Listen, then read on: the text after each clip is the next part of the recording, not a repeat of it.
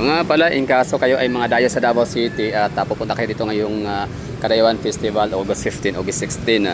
So dito kasi August 12 pa lang, no? So ibig sabihin meron pang 13, 14, 15, 16. So we still have 4 days para i-celebrate ang Davao City. So ibig sabihin, you still have 4 days para maki-join, maki-celebrate sa aming festival dito sa aming syudad ng Davao. So if ever ba napupunta kayo dito, hindi lang kayo basta mag-witness ng mga indak-indak kadayat sa Kadayawan, mga tribal performances. Hindi lang kayo pupunta ng Davao para kumain ng mga masasarap na prutas, kundi punta na kayo sa mga location na lagi nating pinupuntahan namin. Ako, for example, no, na lagi kong nire-recommenda na perfect din siya for picture taking, ganyan, pahinga, tambay-tambay sandali, no, mga 30 minutes will do. For 1 hour, okay na yun, no? Tambay ka ng yung kapamilya, kamag-anak, kaibigan, o tropa, kung sino man yung kasama na namamasyal. So ano ba yung marirecommend ko sa inyo? Diba, syempre may mga katanungan kasi, kumbaga frequently asked question kasi sa internet, ay anong mga lugar sa Davao City ang mai-recommenda ng mga taga Davao City? Anong mga lugar sa Davao City ang pwedeng puntahan na hindi magsisisi? No? So ito, isa to sa aking maibibigay. Sobrang dami ha. Oh, meron kaming Jack's Ridge, Hilltop. Meron kaming River Park sa may Crocodile Crocodile Farm. Meron akong marirecommend na Davao Global Township, Coastal Road, Downtown of course, no, heart of the city. So isa to sa aking marirecommenda itong Ashuela Cove, Davao City. Ashuela Cove is pagmamayari siya ng LOP Ayala Land Corporation with joint venture sila sa Alcantara family. So ano meron sa Ashuela Cove na to dito? So meron kayong makikita ditong high street, no? Ano meron sa high street? So yun nga, meron silang park, may mga pagkain, mga high-end na mga restaurants, mga ibig sabihin nasa na siya, parang mga luxury dining experiences, so marami dito. Tapos meron ding yung pinaka the best yung promenade, Seaside Promenade. Ang Seaside Promenade kailangan yung agahan pumunta dito early as alas 12, alauna alas 2 ng hapon. Alas 3 okay na, no, para ma-witness ho ninyo yung location na napakaganda. Pero yung Seaside Promenade na yun, ma-enjoy nyo yung yun, ma-access nyo lang kapag kayo ay magpo-purchase ng anything dito sa kanilang commercial area worth 500 pesos. For example, gusto nyo kumain ng yellow cab, o yan, oh. So yellow cab na yan ay ano lang siya, 500 pesos na amount. For example, ito, yan, oh. Bili kayo ng dalawang pizza, naka-promo sila ngayon. So 500 pesos, so dagdagan nyo pa ng drinks para maglagpas ng 500. So makakapasok na kayo sa Seaside Promenade. Oh, ako for example, bumili ako ng aking mga pangangailangan.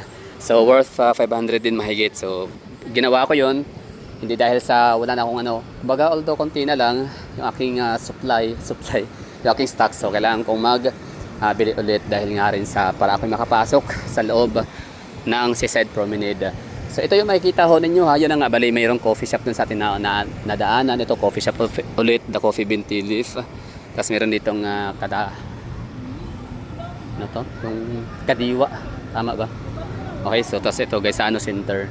So kabali dito ako laging namimili ng grocery para nga gamitin kong entrance ticket yung 500 pesos worth. Minimum na grocery items para maka-access sa Seaside Promenade. So iwanan ko lang muna yung aking mga pinamili. Oo, pwede ka mag-iwan ng dito ha, gamit sa counter. I mean sa baggage counter para hindi niya kailangan magbitbit ng mabigat na mga item dun sa Seaside Promenade. Diyan ha, bali pinaka-entrance ko yung pinakasimula ng ating video. Tapos yun, mga makikita ko na yung mga establishments, mga tindahan, no, mga shops. Ibig sabihin, bago kayo makapunta ng Seaside Promenade, itong mga nadadaanan ko, siyang dadaanan nyo din. Ito yung makikita nyo dito. Tapos yung car park, syempre, di naman problema ang parking space dito sa Ashuela Cove kasi marami silang parking space at maluluwag.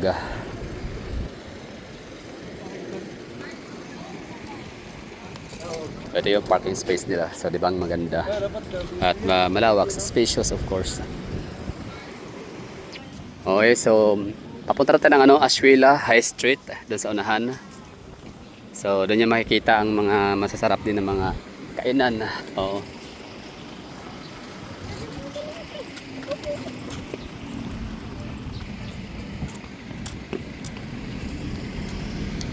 BPI. So kung nyo siya mag-withdraw and mag-deposit, meron sila dito, BPI. So ato balay recommendation ko lang to. Isa talaga sa dapat nyong puntahan. Kasi nga, ang dami kong mga nakikitang mga nagko-comment na nagtatanong kung saan ba yan. Davao pa talaga yan, ang ganda naman, parang ganun. Sa akin, parang Hong Kong yata. Ay, parang Japan, parang Singapore. Yung mga ganong mga komento. Hindi ko alam kung wala kung sarcasm lang ba yung mga nagko-kommentong ganun. Pero sometimes nakikita ko naman seryoso sila na yun talaga yung impression nila. Pero pwede. Eh, sabi naman nila. Actually, hindi naman talaga taga Davao ang nagsasabing parang Singapore or Hong Kong or ano pang mga parang mga kalokalike kundi mga bisita lang din, mga nagpupunta dito. Tsaka yung iba naman ay hindi pa napunta ng Davao City, nire-refer nila sa mga na-experience nila, napuntahin ng mga lugar.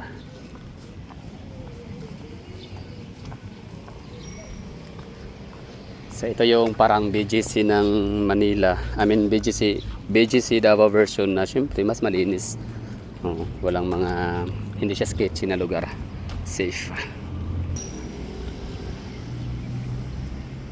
So ito dito kahit gabi, kahit umaga, hindi nyo kailangan ng 500 pesos worth of purchase para lang maka-access dito. So it's for free, open sa lahat. Ashwila High Street. Tapos pwede kayo dito mag rent ng bike, 30 pesos, 50, 100. Tapos meron din silang electric scooter sa lugar.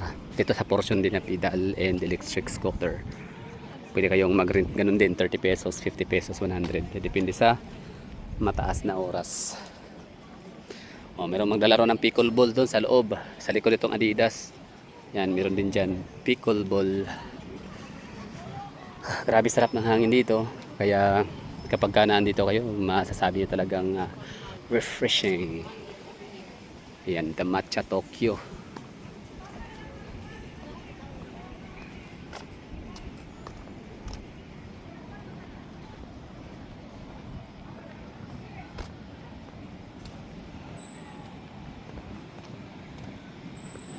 Di ba?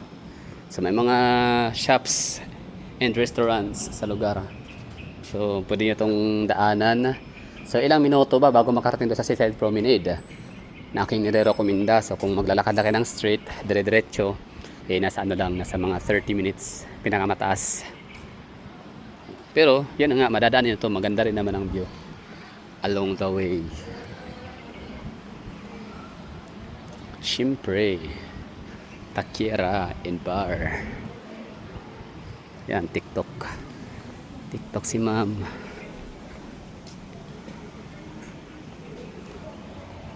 Diba? Ito bali recommendation ko lang to. Ulitin ko.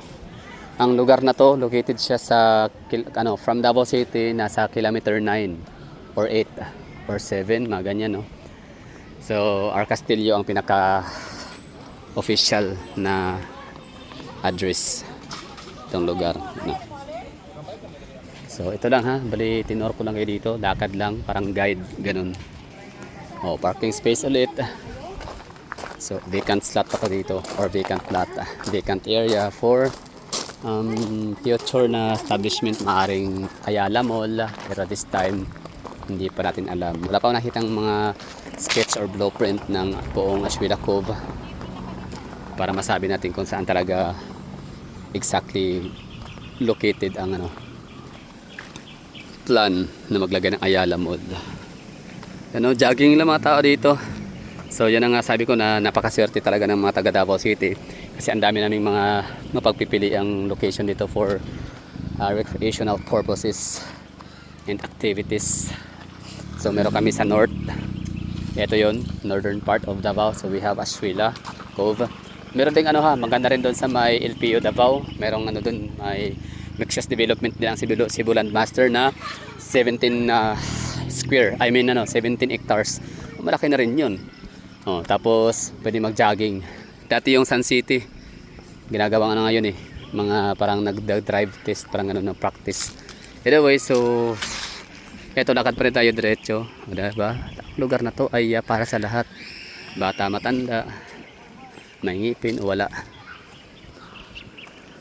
So ito pa lang pupuntahan natin si Seaside Promenade hanggang alas 6 lang siya ng hapon, open or gabi. So isasarado na rin yung lugar kasi nga private yun Masyadong private, ibig sabihin na parang siya, exclusive lang yung lugar pag gabi para sa mga residente, mga naninirahan. Pero kapag kaaraw naman yun nga. Diba, ang ganda sarap buhay nila to dito sa Nakapark yung sasakyan, naglalaro. Kasi time will come. Itong ganitong itsura ng Ashuela Cove, sobrang sinusulit ko talaga to, ini-enjoy ko siya. Kasi the moment na ma-develop na to, ito mapunong kahoy, tatanggalin din naman talaga to. Kasi syempre, gym, hospital, di ba, mga shops, retail shops. So ngayon, punong kahoy muna siya, kaya sarap ang ganda sa pakiramdam na from bustling city of Davao City, downtown area, dito ka agad pupunta. So grabe yung contrast from bustling streets of downtown area to Ashuela Cove na lakas maka jungle. Galing na. Ganda ng hangin, presko. So ang mangyari, yan, relax ang lungs. Nadadagdagan yung hangin, na-exercise. At ito, nakasapatos na ako. 'Di ba nung huli nakatsinilas lang. So iba talaga ang ensayo, iba talaga yung relaxation. I mean, mas relax maglakad na naka sapatos kaysa sa nakatsinilas lang. Kaya ito sabihin natin na purpose ko dito ay magba-vlog lang. At least mahaba rin 30 minutes. Pero nung nilakad ko to ng street lang ha, dire-diretso din ako dumaan doon sa may high street. Nasa mga 20 to 24 minutes.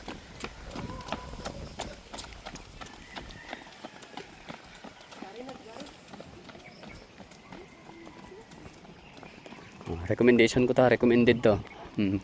The place is very commendable kasi nga green and clean, relax, peaceful, safe and free, except sa Seaside Promenade. Meron siyang requirement para makapasok. So all you have to do is mag-grocery or magkain or magkape, basta anything na pwede i-purchase worth 500 pesos. Diba? Ramdam nyo ba yung yung chill ng vibes? Diba? So ano kaya tong portion na to dito?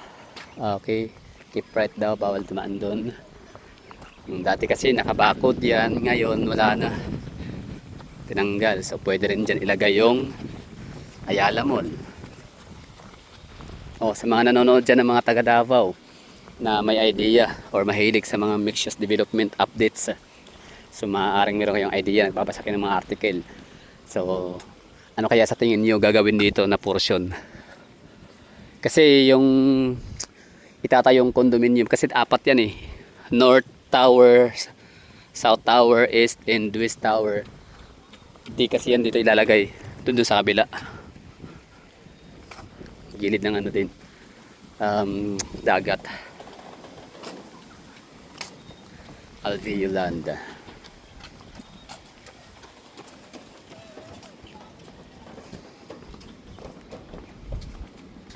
Hindi pa pala 30 minutes, 13 pa lang pala.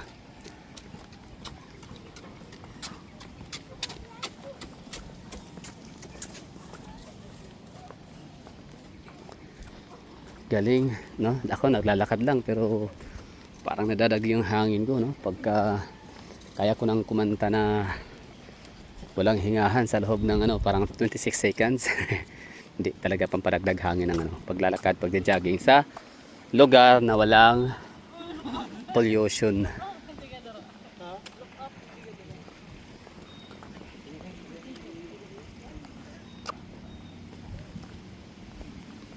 So time check tayo, it's 5:43 pero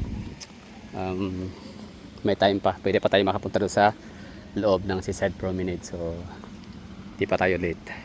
May mga marshal din dito laging nagro-roving. Marami silang mga gwardya para sa safety din ng mga guest and residente. Billionaires row. Ibig sabihin niya, hindi ka milyonaryo, hindi ka makakuha ng unit. Pinakamahal. Hindi ba ranging from 40 million to 90 million pesos. Wala lang, share ko lang. Basta ito yung madadana, ganda no. Fresh yung hangin no, tinig nyo. Kaliskis ng dahon, honi ng mga ibon.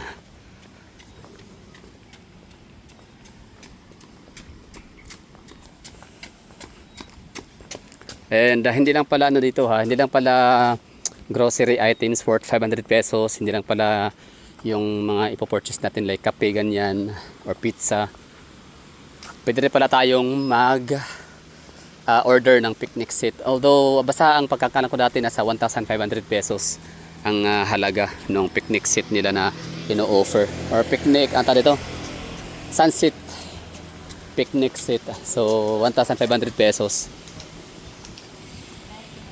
Good for family na yun. Siyempre maganda ang settings. Mayroong palamisa, meron silang parang cloth ang tawag dyan, yung ilalatag parang banig.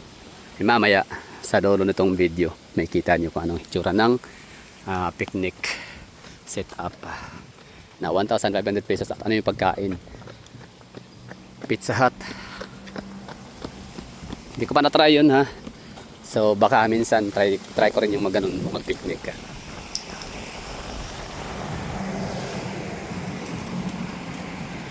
Sinong gusto dyan? Samahan akong kumain sa worth 1,500 pesos, parang hindi ko mauubos yun. Siyang pangit naman na pang picnic, kasi pag sinabing picnic ano yun parang meant for family or groups or group of people. Pero ikaw lang mag-isa magpipiknik ka, pwede ba yun? Parang hindi yata. Ulitin ko ha, ang 500 pesos na worth of resibo na purchase kayo, ano na siya, valid lang siya hanggang alas 6 ng hapon. So time check tayo ulit, it's 5:46 na, kaya malapit na magsarado itong Seaside Promenade. Ay, sarado nga siguro eh. Sarado na ba? Hindi ko alam, pero tingnan natin. Basta as far as I remember, as far as I know, sabi ng gwardiya hanggang alas 6. Yellow Cab. Yellow Cab. 1.5. Sige, salamat. So, yun. Bali, ang picnic dito magsimula. Masang oras ang picnic magsugod? Hapon na sir? Mga alas 12:30 na? Alauna. Alauna. Thank you. So, alauna sa hapon ha. Magsimula ang picnic dito. Time check tayo. It's 5:48 na. So, we still have 12 minutes. Papalapisan na tayo ng gwardiya dahil nga bawal na. Time is up.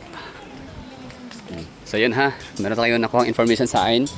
So sa mga dadayo ng Davao City, gusto nyo pumunta dito sa Davao City, sa isa sa mga paborito nating puntahan ng yung abang lingkod na si Gala the Explorer. So highly recommended ang Ashuela Cove, kasi ang ganda ng lugar. Yun nga lang, di natin may enjoy dito yung gabi.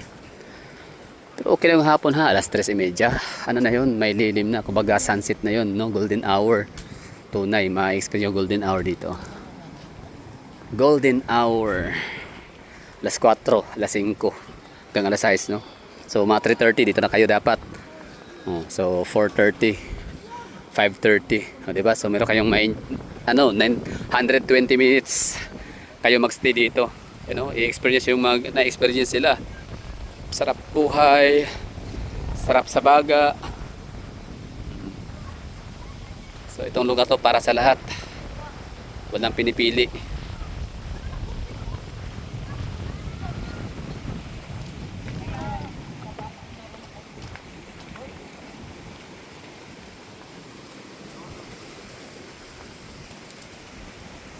So yun, ang ginawa ko, yung aking pinamili grocery, iniwan ko dun sa counter ng Gaisano Center. Hindi naman kasi sila nagsasarado agad. Kumbaga hanggang alas 9 ang closing time ng kanilang grocery store. Tapos sa naman, establishment nila dito sa Ashuela Cove, hanggang 1:30 ng madaling araw, open pa rin yung kanang Yellow Cab Pizza. So ito yung mga lugar, may mga picture taking, maraming mga vlogger nagpupunta dito, nagre-reels, nagti-tiktok, may mga bisita sa Davao City pupunta dito at mag-picture taking. Tapos yun nga, tatanong saan ba sa Davao yan, taga Davao daw sila pero hindi na sila nakapunta pa dito kailanman. Yung mga ganon. Taga dito sila pero hindi pa na-try na mamasyal dito, hindi na kasi nila alam kung saan at paano makapunta dito. Picture perfect, lalo na kapag matapos yung tulay na yan. Nako, perfect ang experience na may meron pang fast trap.